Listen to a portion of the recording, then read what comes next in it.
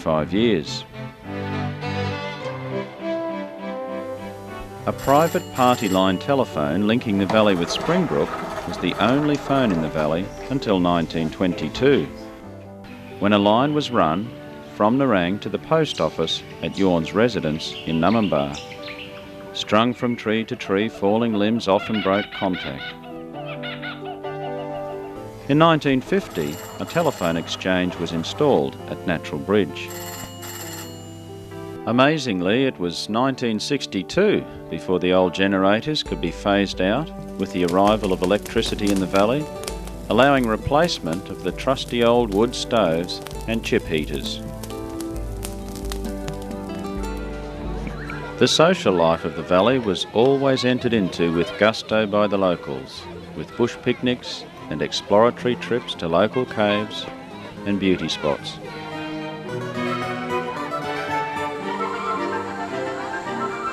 Organised sports days were held regularly, while the first tennis court in the valley proved very popular.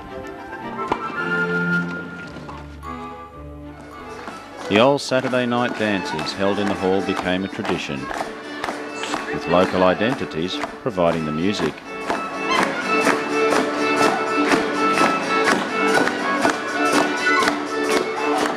In past days, young folk would ride on horseback to dances throughout the district, returning in the wee small hours with the aid of a hurricane lamp, in time for the morning milking.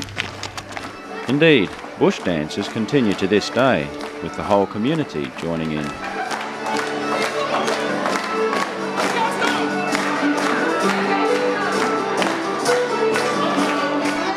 Residents of Numinbah Valley have always united together in good times and through adversities. Perhaps this community spirit has been demonstrated most noticeably in the construction of the Numinbah Valley School of Arts Hall. The timber for the hall was milled free of charge by Yorn Sawmill. Les McGregor takes up the story. The workers donated their time to cut the timber that was donated to the mill by the farmers in the district.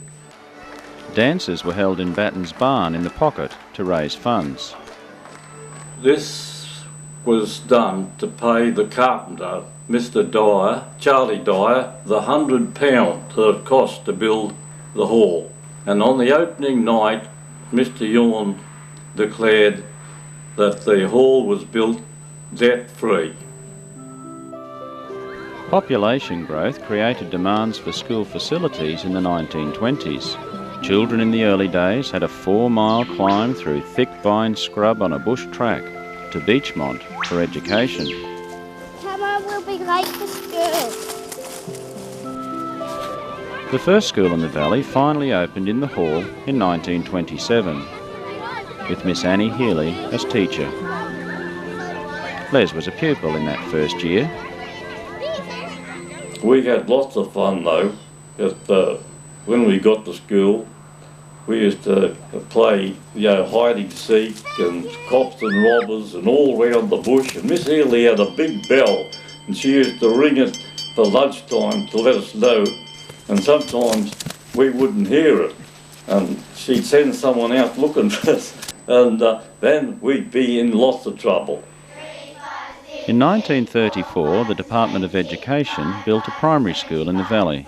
Miss Healy was the teacher until her retirement in 1954. In all, she taught in the valley for 27 years, 2 generations of some families. The children of Numinbah Valley had activities not known in city schools, while many pupils had to travel some distance to attend classes. A provisional school opened on Broadhead's property in 1929 for children at the top end of the valley, but closed 2 years later.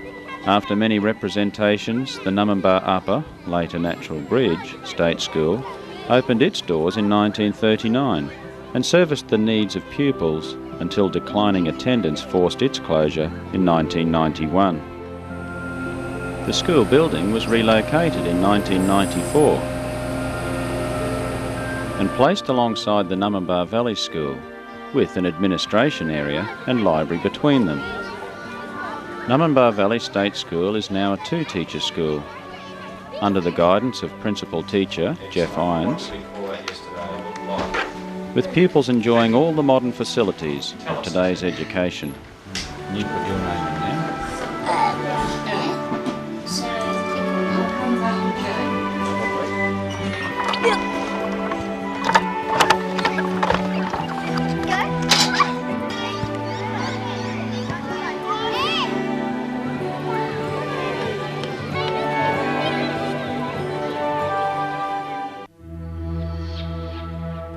The two world wars were among many forces that have influenced the valley, along with the establishment of the correctional centre and the building of the Hinds Dam. Natural Bridge has been a renowned tourist attraction in the district for well over half a century. Tourist ventures have also played their role in the development of the valley. The guest houses in the early days and the local cafes, Camp Bornhofen, and more recently the Numinbah Valley Adventure Trails. Indeed, tourism may well represent the economic future of the valley. Numinbah Valley is such a truly remarkable place, whether you consider the natural beauty of its features, with its timbered hills, crystal clear streams, and lush green pastures, or the community spirit and resourcefulness of its people.